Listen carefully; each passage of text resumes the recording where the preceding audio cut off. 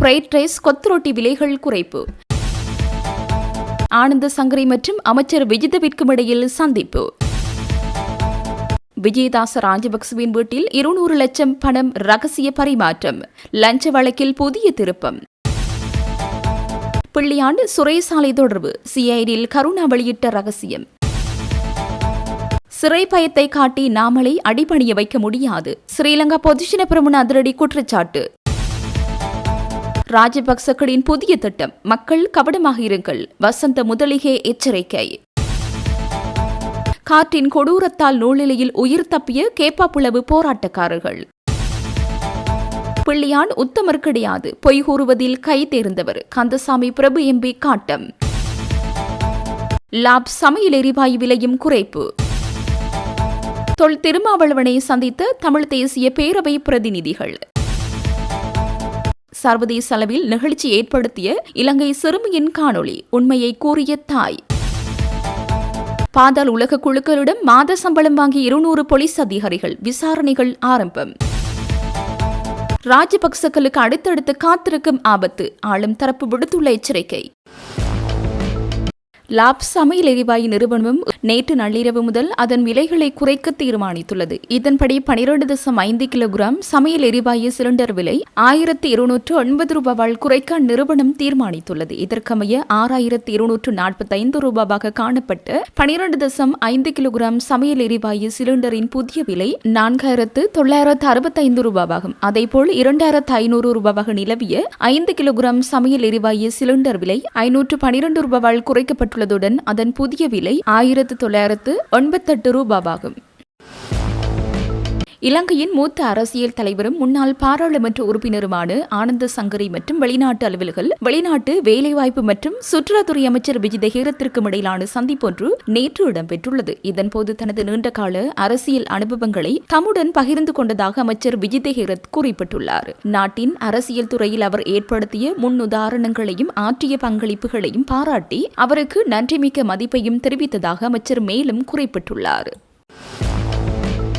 யாழ்ப்பாண மாவட்ட பாராளுமன்ற உறுப்பினரும் தமிழ் தேசிய பேரவையின் தலைவருமான கஜேந்திரகுமார் பொன்னம்பலம் தலைமையிலான பிரதிநிதிகள் குழுவினர் தமிழ்நாட்டு சட்டமன்றத்தின் எதிர்க்கட்சித் தலைவர் உதயநிதி ஸ்டாலினை சந்தித்து கலந்துரையாடியுள்ளனர். தமிழ் தேசிய பேரவையை பிரதிநிதித்துவப்படுத்தி பாராளுமன்ற உறுப்பினர் கஜேந்திரகுமார் பொன்னம்பலம் உட்பட 7 பேர் கொண்ட பிரதிநிதிகள் குழுவினர் இந்த சந்திப்பில் கலந்து கொண்டிருந்தனர். யாழ்ப்பாண மாவட்ட பாராளுமன்ற உறுப்பினரும் தமிழ் தேசிய பேரவையின் தலைவருமான கஜேந்திரகுமார் பொன்னம்பலம் தலைமையிலான தமிழ் தேசிய பேரவையின் 7 பேர் கொண்ட பிரதிநிதிகள் குழுவினர் விடுதலை சிறுத்தைகள் கட்சியின் தலைவர் தொல் திருமாவளவனை சந்தித்து கலந்துரையாடினர். இந்த சந்திப்பின் போது தமிழ் அரசியல் நிலைமைகள், வடக்கு கிழக்கு மக்களின் தற்போதைய பிரச்சினைகள் மற்றும் பரஸ்பர ஒத்துழைப்பு உள்ளிட்ட பல்வேறு விடயங்கள் தொடர்பாக கருத்து பரிமாற்றம் இடம்பெற்றதாக தெரிவிக்கப்படுகிறது.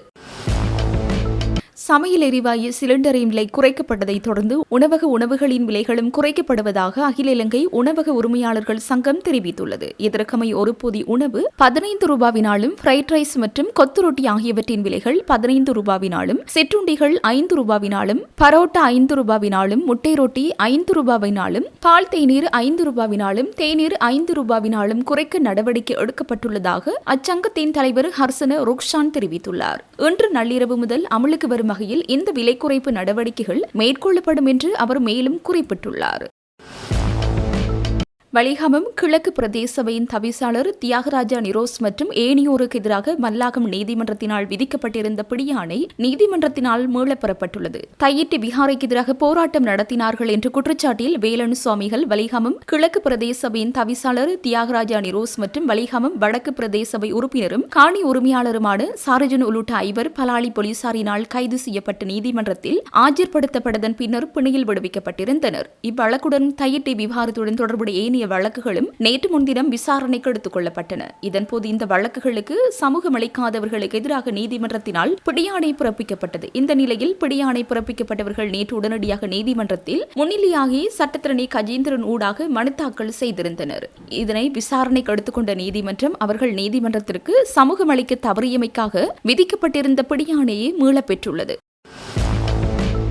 உயிர்த்த ஞாயிறு தாக்குதல் தொடர்பான விசாரணைகளின் போது முன்னாள் அமைச்சர் விநாயகமூர்த்தி முரளிதரன் குற்றப்புலனாய்வு திணைக்களத்தில் வாக்குமூலம் ஒன்றை வழங்கியுள்ளதாக வார இறுதி சிங்கள பத்திரிகை ஒன்று செய்தி வெளியிட்டுள்ளது. இந்த விசாரணையின் போது பிள்ளையான் தரப்பினருக்கும் அரச புலனாய்வு சபையின் முன்னாள் பிரதானி சுரேஷ் அளவுக்கும் இடையிலான தொடர்புகள் தொடர்பிலும் தகவல் வெளியாகியுள்ளது. மேலும் கிழக்கு மாகாணத்தில் அவர்கள் இணைந்து மேற்கொண்ட செயற்பாடுகள் குறித்த பல முக்கிய தகவல்கள் வெளியாகியுள்ளது என பத்திரிகை செய்தி வெளியிட்டுள்ளது. பிள்ளையான் தரப்பினருக்கு தங்குமிட வசதிகளை பெற்றுக் கொடுப்பதில் சுரேஷ் அளவினால் அறிமுகப்படுத்தப்பட்ட நபர்களை உதவிகளை வழங்கியுள்ளதாக கருணாக் தெரிவித்துள்ளார். இதற்கான நிதி உதவிகள் மற்றும் வசதிகளும் அவர்களாலேயே மேற்கொள்ளப்பட்டதாகவும் கருணா ஆதாரங்களுடன் வெளிப்படுத்தியுள்ளதாக குற்றப்புலனாய்வு திணைக்கள வட்டாரங்கள் தெரிவித்துள்ளன.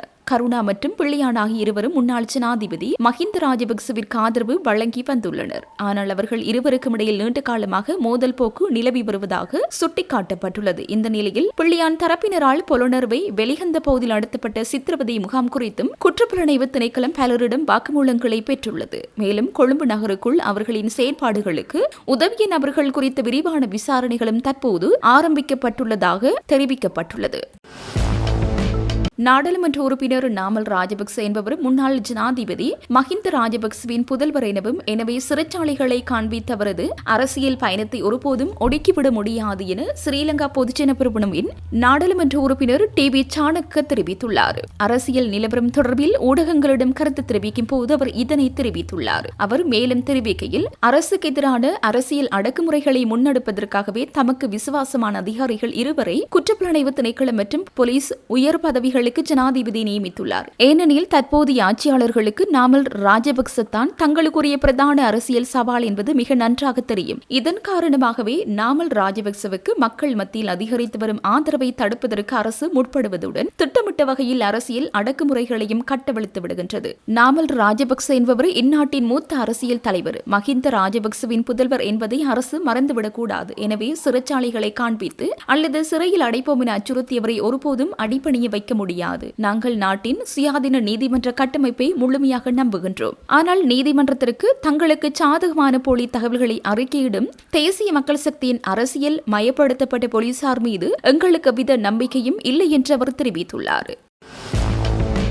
சிறுமியொருவரை வயல்வெளியில் செல்லப்பிராணியாக குட்டி முள்ளம்பன்றி ஒன்றை கூட்டிச் செல்லும் நெகிழ்ச்சியான காணொளி ஒன்று உலகெங்கிலும் உள்ள மில்லியன் கணக்கான இதயங்களை கவர்ந்துள்ளது. இந்த காணொளி தற்போது சமூக வலைதளங்களில் வேகமாக பரவி வருகின்றது. இந்த காணொளி பங்களாதேஷில் படமாக்கப்பட்டதாக தவறான கருத்துக்கள் இணையதளத்தில் பகிரப்பட்டு வந்த நிலையில் பின்னர் அது இலங்கையில் பதிவு காணொளி என்பது கண்டறியப்பட்டது. இந்த காணொளியில் உள்ள சிறுமி 2ஆம் வகுப்பில் படிக்கும் புலனர்வைச் சேர்ந்து 7 வயது ஸ்வேதா புன்சண்டி ஆவார். இது தொடர்பில் சிறுமியின் தாயார் விளக்குகையில் ஸ்வேதாவுக்கு போதும் விலங்குகள் மீது அதிக பாசம் உண்டு. மேலும் அவற்றுடன் ஒரு தனித்துவமான பிணைப்பை ஏற்படுத்தியுள்ளார். தங்கள் குடும்பம் எளிமையான வாழ்க்கையை வாழ்ந்தாலும் இயற்கையால் சூழப்பட்டிருப்பதால் ஸ்வேதா வன விலங்குகளுடன் நெருங்கிய தொடர்பில் வளர முடிகிறது. விலங்குகள் தங்களுக்குரிய வழியில் தொடர்பு கொள்ள முடியும் என்று அவர் நம்புகிறார். மேலும் தனது மகள் அவற்றை புரிந்து கொண்டு அவற்றுடன் பழகி வருவதாக கூறுகிறார்.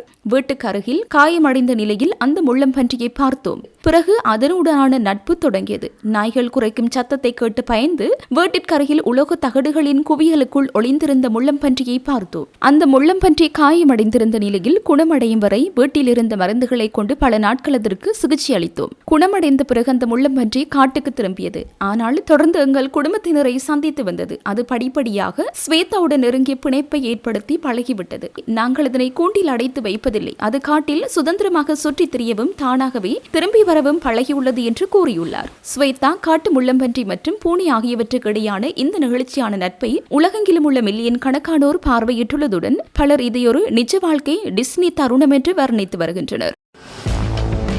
தற்போது உருவாகி வரும் ராஜபக்சக்களின் புதிய அரசியல் ஒன்றிணைவுகள் மற்றும் கூட்டணிகள் தொடர்பில் மக்கள் மிகுந்த கவனத்துடன் செயற்பட வேண்டும் என மக்கள் போராட்ட இயக்கத்தின் செயற்குழு உறுப்பினர் வசந்த முதலிகே தெரிவித்துள்ளார். கொழும்பில் ஊடகங்களுக்கு வைத்து கருத்து தெரிவிக்கும் போது அவர் மேற்கண்டவாறு தெரிவித்துள்ளார். அவர் மேலும் தெரிவித்ததாவது, தற்போது உருவாகி வரும் இந்த புதிய கூட்டணிகளில் இணைவதற்கு முன்னர் மக்கள் அவற்றின் பின்னால் இருப்பவர்களை நன்கு கவனிக்க வேண்டும். வெளியில் தெரியும் முகங்களை மட்டும் பார்த்து முடிவு செய்யக்கூடாது. நாம் பார்க்கும் போது எதிர்க்கட்சியில் வெளியில் தெரியும் முகங்களை மட்டும் பார்த்து முடிவு செய்யக்கூடாது. நாம் பார்க்கும் போது எதிர்க்கட்சியும் கூட குழப்பமடைந்த நிலைதான் காணப்படுகிறது. இந்த புதிய கூட்டணிகள் மக்கள் நலனுக்காகன்றியவை, அதிகாரத்தை மீண்டும் கைப்பற்றும் நோக்கத்துடன் உருவாகும் அரசியல் கட்டமைப்புகள் ஆகும். எனவே மக்கள் அவசரமாக எந்த ஒரு கூட்டணிக்கும் ஆதரவு வழங்கக்கூடாது. அந்த கூட்டணி கூட்டணிகளில் நாமல் ராஜபக்ச, கோட்டாபய ராஜபக்ச, மஹிந்த ராஜபக்ச ஆகியோரின் அரசியல் முகங்கள் மீண்டும் ஒன்றிணைக்கப்படுகின்றன. அவர்களின் அரசியல் முகமூடிகள் தற்போது மெதுவாக வெளிப்படத் தொடங்கியுள்ளது. மேலும் தயாசிறி ஜெயசகர் உள்ளிட்ட சிலர் இந்த கூட்டணிகளை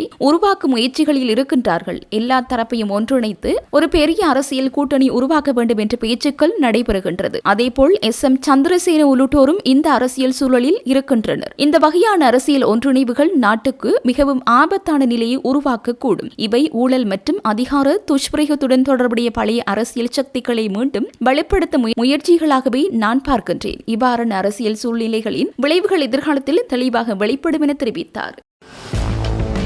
முன்னாள் அமைச்சர் விஜயதாச ராஜபக்சவிற்கு சொந்தமான வீட்டில் வைத்து மிகப்பெரிய பண பரிமாற்றம் மேற்கொள்ளப்பட்டுள்ளதாக லஞ்ச ஆணைக்குழு தெரிவித்துள்ளது. ஒழுங்கமைக்கப்பட்ட குற்றவாளியான ஹரக்கட்டா என அறியப்படும் நதுன் செந்தக விக்ரமரத்னவிற்கு எதிரான சட்ட நடவடிக்கைகளை தளர்த்துவதற்காகவே இந்த பண பரிமாற்றம் மேற்கொள்ளப்பட்டுள்ளது. ஹரக்கட்டாவின் மனைவியிடமிருந்து பெறப்பட்ட 1200 லட்சம் ரூபாவில் 200 லட்சம் ரூபாவை மீண்டும் அவரிடம் கையளிப்பதற்காக நொகேகொட நாவல விஜயபாகு மாவட்டத்தில் உள்ள விஜயதாச ராஜபக்சவிற்கு சொந்தமான வீட்டில் வைத்து இந்த பரிமாற்றம் நடந்ததாக தெரிவிக்கப்பட்டுள்ளது. இந்த விடயத்தை லஞ்ச ஊழல் ஒழிப்பு ஆணைக்குழுவின் உதவி சட்ட பணிப்பாளர் சட்டத்தரணி அனுஷா சம்பத் பெரும நீதிமன்றத்தில் வெளிப்படுத்தியுள்ளார். உரிய பண பரிமாற்றம் இடம்பெற்ற விதம் மற்றும் அதில் சம்பந்தப்பட்ட நபர்கள் குறித்த தகவல்கள் விசாரணைகளின் மூலம் உறுதிப்படுத்தப்பட்டுள்ளதாக அவர் நீதிமன்றத்தில் சமர்ப்பித்துள்ளார். இந்நிலையில் முன்னாள் அமைச்சர் ஜனாதிபதி சட்டத்தரணி விஜயதாச ராஜபக்ச, அவரது மகன் ரக்கித்த ராஜபக்ச உள்ளிட்ட அவரது குடும்பத்தினர் அனைவரின் சொத்துக்கள் குறித்து விசாரணை நடத்துமாறு முறைப்பாடு ஒன்று செய்யப்பட்டுள்ளது. குற்றப்புலனாய்வு திணைக்களத்தின் அதிகாரிகளிடம் ஊழல் மற்றும் வீணடிப்புக்கு எதிரான பிரஜைகள் சக்தி அமைப்பினால் நேற்று இந்த முறைப்பாடு செய்யப்பட்டுள்ளது. பாதாள உலக குழுக்கள் மற்றும் போதைப்பொருள் கடத்தல்காரர்களிடமிருந்து மாதந்தோறும் சம்பளம் பெற்று வந்ததாக கூறப்படும் சுமார் 200 போலீஸ் அதிகாரிகளுக்கு எதிராக விசாரணைகள் ஆரம்பிக்கப்பட்டுள்ளன. இதுகுறித்து அரசு புலனாய்வு பிரிவு விசாரணைகளை தொடங்கியுள்ளது. இது தொடர்பாக பொது பாதுகாப்பு அமைச்சர் ஆனந்த விஜயபால சிங்கள பத்திரிகைக்கு வழங்கிய நேர்காணலில் இந்த விடயத்தை தெரிவித்துள்ளார். கடத்தல்காரர்களுடன் தொடர்புகளை பேணிய சுமார் 10 அதிகாரிகள் இதுவரையில் சேவையிலிருந்து நீக்கப்பட்டுள்ளதாக அவர் தெரிவித்துள்ளார்.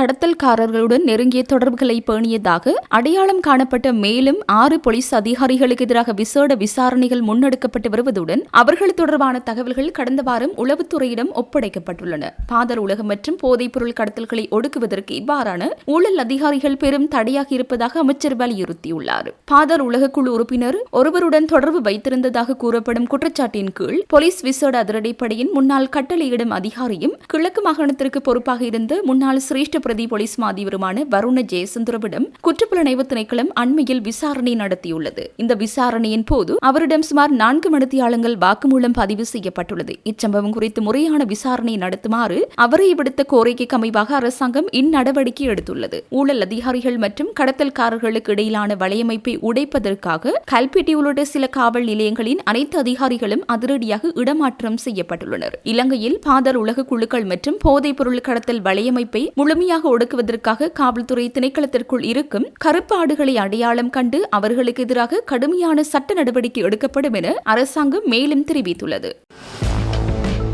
எதிர்காலத்தில் பல ராஜபக்சர்கள் நீதிமன்றங்கள் லஞ்ச ஊழல் ஒழிப்பு ஆணைக்குழு மற்றும் குற்றப்புலனாய்வு திணைக்களத்திற்கு செல்ல வேண்டியிருக்கும் என ஆளும் தரப்பில் தெரிவிக்கப்பட்டுள்ளது. அனூர அரசாங்கம் முன்னெடுத்து வரும் ஊழல் தடுப்பு குற்றவாளிகளை கண்டறியும் நடவடிக்கைகளில் எந்தவிதமான தாமதமும் இல்லை என தொழில்துறை அமைச்சர் மஹிந்த ஜெயசிங்க தெரிவித்துள்ளார். பொசன் உற்சவ நிகழ்வில் கலந்து கொண்டதன் பின்னர் ஊடகங்களுக்கு கருத்து தெரிவித்த போது அவர் இதனை குறிப்பிட்டார். நாட்டில் ஊழல்வாதிகள் கைது செய்யப்படும் பணிகள் மாதாந்தமாக நடைபெறுகிறதா மந்தமாக நடைபெறுகிறதா என்ற கேள்விக்கு பதிலளித்த அவர் எவ்வித தாமதமும் இல்லை என தெரிவித்துள்ளார். ஏற்கனவே பலர் கைது செய்யப்பட்டு சிறையில் உள்ளனர் என அவர் சுட்டிக்காட்டியுள்ளார். ஊழல்வாதிகள் மற்றும் மோசடியாளர்களுக்கு எதிராக நீதிமன்றம் ஊடாக நடவடிக்கை எடுக்கப்படும் என பிரதியமைச்சர் குறிப்பிட்டுள்ளார். முல்லைத்தீவு மாவட்டத்தின் கரைதுறை பெற்ற பிரதேச செயலாளர் பிரிவிற்குட்பட்ட கேப்பாப்புலவில் ராணுவ ஆக்கிரமிப்பில் உள்ள தமது பூர்வீக காணிகளை விடுவிக்க கோரி மக்கள் முன்னெடுத்து வரும் தொடர் கவனஈர்ப்பு போராட்டம் ஒன்று இடம்பெற்றுள்ளது. குறித்த போராட்டமானது நேற்று 10வது நாளாகவும் தொடர்ந்த நிலையில் நேற்று பிற்பகல் திடீரென வீசிய பலத்த காற்றினால் போராட்டத்திற்காக அமைக்கப்பட்டிருந்த தற்காலிக கொட்டகை முற்றாக சேதமடைந்துள்ளது. அச்சமயம் கொட்டகைக்குள் இருந்த போராட்டத்தில் ஈடுபட்டிருந்த மக்கள் நூல்நிலையில் உயிர் தப்பியுள்ளனர். இச்சம்பவத்தில் எவருக்கும் உயிர் சேதமோ பாரிய காயங்களோ ஏற்படவில்லை என்றும் போராட்டத்தில் பயன்படுத்தப்பட்ட சில பொருட்கள் சேதமடைந்துள்ளதாக தெரிவிக்கப்படுகின்றது. கேப்பாப்புலவில் 55 குடும்பங்களுக்கும் சொந்தமான 59.5 ஏக்கர் பூர்வீக வாழ்விட காணிகள் நீண்ட காலமாக ராணுவ ஆக்கிரமிப்பின் கீழ் இருக்கின்றது. குறித்த காணிகளை உடனடியாக உரிய மக்களிடம் ஒப்படைக்க வேண்டும் என்ற கோரிக்கை வலியுறுத்தியே பாதிக்கப்பட்ட மக்கள் இந்த தொடர் கவனஈர்ப்பு போராட்டத்தை முன்னெடுத்து வருகின்றனர். பாதுகாப்பற்ற சூழ்நிலையையும் இயற்கை இடையூறுகளையும் எதிர்கொண்ட போதிலும் தமது காணிகள் மீட்கப்படும் வரை போராட்டத்தை தொடர்வதாக போராட்டத்தில் ஈடுபட்டுள்ள மக்கள் உறுதிபட தெரிவித்துள்ளனர். இதன்போது ஊடகங்களுக்கு கருத்து தெரிவிக்கையில் இவ்வாறு துன்ப துயரங்களை சுமந்து வரும் நிலையில் அரசாங்கம் இன்னும் கண்டுகொள்ளாத நிலையில் இருக்கின்றது. அதன் பலனாக ஆளுநருக்கு கோரிக்கை விடுத்திருந்தோம். இன்னும் சாதகமான பதில் எட்டவில்லை. இதனால் நாளைய தினம் காலை 9 மணி முதல் ஒன்றிணைந்த கவனஈர்ப்பு போராட்டத்தை மேற்கொள்ள உள்ளோம். இதற்கு அனைத்து தரப்பினரும் கட்சி பேதமின்றி கலந்த ஆதரவினை வழங்குமாறு கேட்டு நிற்கின்றோம். இந்த காணி விடுவிப்பு இதற்கு முதல் ஆரம்பித்த தொடக்கம் இன்று வரைக்கும் 3 ஆளுநர் 3 மாவட்ட செயலாளர்கள் மாறிவிட்டார்கள். ஜாரமீதியில் அக்கறை கொள்ளவில்லை என்பதை மனவேதனைக்குரிய விடயம். மீண்டும் போராட்டம் ஆரம்பித்த இன்றுடன் 10 நாட்கள். இந்த இடத்திற்கு சம்பந்தப்பட்ட அதிகாரிகள், அதிகாரமுள்ள அதிகாரிகள், ஆளுநராக இருக்கட்டும், மாவட்ட செயலாளராக இருக்கட்டும், பிரதேச செயலாளராக இருக்கட்டும், இதுவரை மக்களுடைய துயரங்களை கண்டு அதற்கான தீர்வினை எங்களுக்கு முயற்சி எடுக்கப்பட்டு பெற்றுத்தரப்படும் என்கின்ற ஒரு வார்த்தை கூட கவனம் எடுத்து செயற்படுத்தாதது மிகவும் வேதனை அளிக்கின்றது எனவும் தெரிவித்துள்ளனர். பிள்ளையாடு எனப்படும் சிவனேசுதுரை சந்திரகாந்தன் ஒரு உத்தமர் கிடையாது. பொய்களை கூறுவதில் அவர் கை தேர்ந்தவர் என மட்டக்களப்பு மாவட்ட பாராளுமன்ற உறுப்பினர் கந்தசாமி பிரபு தெரிவித்துள்ளார். மட்டக்களப்பு நகரின் பிரதான பாலங்களில் ஒன்றாக இருக்கின்ற மட்டக்களப்பு பொது பாலத்தின் ஒரு பகுதி அண்மையில் திடீரென உடைந்தது. இதனால் குறித்த வீதியில் போக்குவரத்து நடவடிக்கைகள் முற்றாக தடைப்பட்டுள்ளது. குறித்த பாலத்தை தற்காலிகமாக புனரமைக்கும் பணிகள் நேற்று முன்தின மாலை ஆரம்பித்து வைக்கப்பட்டன. குறித்த நிகழ்வில் கலந்து கொண்ட பின் ஊடகங்களுக்கு கருத்து தெரிவிக்கையில் மேற்கண்டவாறு தெரிவித்தார். இது தொடர்பில் அவர் மேலும் தெரிவிக்கையில், இந்த பாலம் உடைந்ததன் காரணமாக மட்டக்களப்பு மாவட்டத்தின் போதனா வைத்தியசாலை, பாடசாலைகள் உட்பட பல்வேறு கேந்திர முக்கியத்துவம் பகுதிகளுக்கான பாதையாக இது காணப்படுவதுடன் திடீர் அனர்த்தம் காரணமாக வாழைச்சேனை தொடக்கமுள்ள வைத்தியசாலைகளில் இருந்து மேலதிக சிகிச்சைக்காக நோயாளிகளை மட்டக்களப்பு போதனா வைத்தியசாலைக்கு துரிதமாக கொண்டு செல்லும் இடையூறு குறைவான பாதையாகவும் இது காணப்படுகின்றது. இப்பகுதியில் தற்காலிகமாக அமைக்கப்படும் பெயிலி பாலம் ஒன்றினை அமைக்குமாறு பாராளுமன்ற உறுப்பினர் பிரபு விடுத்த கோரிக்கைக்கு அமைவாக நேற்று மாலை அந்த பெயிலி தற்காலிக பாலத்தினை அமைக்கும் பணிகள் ஆரம்பித்து வைக்கப்பட்டன. இந்த நிகழ்வில் மண்முனை வடக்கு பிரதேச செயலாளர் திருமதி சிவபிரியா பில்வரட்னம், வீதிய அபிவிருத்தி அதிகார சபையின் உத்தியோகர்கள், மாநகர சபை உறுப்பினர்கள் என பலரும் கலந்து கொண்டனர். இதன்போது கருத்து தெரிவித்த பாராளுமன்ற உறுப்பினர், அண்மைய தினம் மட்டக்களப்பில் இருக்கின்ற மிக முக்கியமான ஒரு பாலமான இந்த பொது பாலம் என அழைக்கப்படும் இது, அதாவது மட்டக்களப்பு நகருக்கு வருகின்ற முக்கியமான ஒரு பாலமாக இந்த பாலம் அமைந்திருக்கின்றது. அண்மைய தினம் இந்த பாலத்திலே திடீரென ஒரு அனர்த்தம் ஒன்று இடம்பெற்றது. இந்த பாலம் இடிந்து விழப்பட்டிருந்தது. அதனை உடனடியாக சீரமைப்பதற்காக எங்களது அமைச்சர் விமல் ரத்நாயக் அவர்களை தொடர்பு கொண்டு இந்த பாலத்தை சீரமைத்து தருமாறு அவரிடம் கேட்டிருந்தோம். அந்த அடிப்படையில் உடனடியாக அதற்கான தீர்வினை அவர் முன்வைத்திருந்தார். பாலத்திற்கான தற்காலிக பாலத்தை அமைப்பதற்காக பெய்லி பிரிட்ஜ் என சொல்லக்கூடிய தற்காலிக பாலத்தை உடனடியாக அமைப்பதற்கான பூர்வாங்க வேலைகள் முன்னெடுக்கப்பட்டு வருகின்றது. இதில் RDA-யும் RDD என சொல்லக்கூடிய வீதிய அபிவிருத்தி திணைக்களமும் இணைந்து அந்த வேலை திட்டத்தை முன்னெடுத்துக் கொண்டிருக்கின்றார்கள். ஆகவே துரிதமாக இந்த பாலத்தை அமைப்பதனூடாக மட்டக்களப்பு நகருக்கு வருகின்ற போக்குவரத்து நெருக்கடியை குறைப்பதற்காக இந்த பாலத்தின் அவசியமும் இருக்கின்றது. அதேபோல் மட்டக்களப்பு வைத்தியசாலைக்கு செல்லக்கூடிய அண்மித்த ஒரு பாதையாக இந்த பாதை அமைந்திருப்பதாலும் பாடசாலை மாணவர்கள் இந்த பாலத்தின் ஊடாக பயணித்துக் கொண்டிருக்கின்றார்கள். ஆகவே இந்த அவசியத்தை கருத்தில் கொண்டு நாங்கள் உடனடியாக இந்த தீர்வினை முன்வைத்திருந்தோம். அதற்கு அமைச்சரும் அதனை போன்று திணைக்கள தலைவர்களும் எங்களது மாவட்டத்தின் RDA மற்றும் RDD பொறியியலாளர்களும் இணைந்து இதனை முன்னெடுத்திருந்தார்கள். அவர்களுக்கு விசேடமாக நன்றியை தெரிவித்துக் கொள்கிறேன். நாங்கள் நகர அபிவிருத்தி அதிகார சபை ஊடாக மேற்கொள்ளப்படுகின்ற 10 நகரங்களை அழகுபடுத்துகின்ற அபிவிருத்தி செய்கின்ற அந்த வேலை திட்டத்தின் ஊடாக இந்த பாலம் தெரிவு செய்யப்பட்டிருந்தது. அண்மையிலேயே நாடாளுமன்றத்திலும் அமைச்சு மட்டத்திலும் நகர அபிவிருத்தி அதிகார சபைக்கு அமைச்சரின் ஊடாக, ராஜாங்க அமைச்சரின் ஊடாக இதற்கான நிதி ஒதுக்கீடுகள் மேற்கொள்வதற்கான நடவடிக்கை மேற்கொள்ளப்பட்டிருந்தது. அதிலே முதலாவதாக இந்த தெரிவு செய்யப்பட்ட திட்டங்களிலே இந்த பாலத்தை நாங்கள் முன்னுரிமைப்படுத்தி இருக்கின்றோம். உடனடியாக இதன் வேலை ஆரம்பிக்குமாறு அமைச்சர் பணித்திருக்கின்றார். ஆகவே அதற்கான நிதிகளை போதுமான அளவுக்கு விடுவிப்பதற்கான ஏற்பாடுகள் செய்யப்பட்டிருக்கின்றது. இந்த பாலம் வந்து எங்களது சுற்றுலாத்துறையை ஊக்கப்படுத்தும் விதமாகவும் கவருவதற்கு ஏற்ற விதமாகவும் இதனை அமைப்பதற்கான ஏற்பாடுகளை நாங்கள் செய்திருந்தோம். அதனை துரிதமாக மேற்கொள்வதற்காகவும் அதே நேரம் இந்த வருடத்திற்குள் அதனை ஆரம்பிப்பதற்கான அனைத்து ஏற்பாடுகளும் செய்யப்பட்டிருந்தது. அதற்குள்ளே இந்த ஒரு அனர்த்தம் ஒன்று இடம்பெற்றிருந்தது. அதற்காக இந்த பாலத்தை தற்காலிகமாக இதனை அமைக்கின்றோம். நிரந்தரமாக இந்த வருடத்திற்குள் அதற்கான வேலைகள் ஆரம்பிக்கப்படும் என்பதை கூறிக்கொள்ள விரும்புகின்றேன். அமைச்சர் லால்காந்த் அவர்களின் தலைமையிலேயே விவசாய சங்கத்தினருடனான ஒரு கலந்துரையாடல் அமைச்சு மட்டத்திலே இடம்பெற்றிருந்தது. அதில் விவசாய சங்கத்தினரின் கோரிக்கைக்கு அமைய விலையின் நிர்ணய விலையை 120 ரூபாய் என்ற விலைக்கு கொண்டு வருவதற்கான தீர்மானம் மேற்கொள்ளப்பட்டிருந்தது. அதே நேரம் மானியத்தின் ஊடாக மேலதிகமாக அவர்களுக்கு மானியம் வழங்குவதற்கான ஏற்பாடுகளை மேற்கொள்வதற்கு அமைச்சர் அவர்கள் ஒப்புதல் வழங்கியிருக்கின்றார். உங்களுக்கு தெரியும், விலை அதிகரிக்குமாறு சங்கத்தினர் கோரிக்கை முன்வைத்திருந்தாலும் இறுதி நுகர்வோர்கள் மக்களே அந்த நெல்லின் விலை அதிகரிப்பதன் ஊடாக அரிசியின் விலையும் அதனோடு ஒத்ததாக அதிகரிக்கும். இறுதி நிலையிலேயே மக்களுக்கு அது ஒரு அழுத்தமாகவும் சுமையாகவும் அமைந்துவிடும். ஆகவே நாங்கள் மாற்றுத்திட்டமாக விலையை அதே மட்டத்தில் நிர்ணயிப்பதாகவும் அதே நேரம் விவசாயிகள் நட்டத்தினை ஈடு செய்யும் விதமாகவும் அவர்களுக்கான மானியத்தை வழங்குவதற்கான ஏற்பாடுகளையும் மேற்கொண்டிருக்கின்றோம். பிள்ளையான் என அழைக்கப்படுகின்ற சிவனிசூரை சந்திரகாந்தன் அவர்கள் ஒரு உத்தமர் கிடையாது. அவை தொடர்பாக மக்களை நன்கு அறிந்திருக்கிறார்கள். பொய்களை கூறுவது தொடர்பாக அவர்தான் இதிலே ஒரு கைது இருந்தவர்.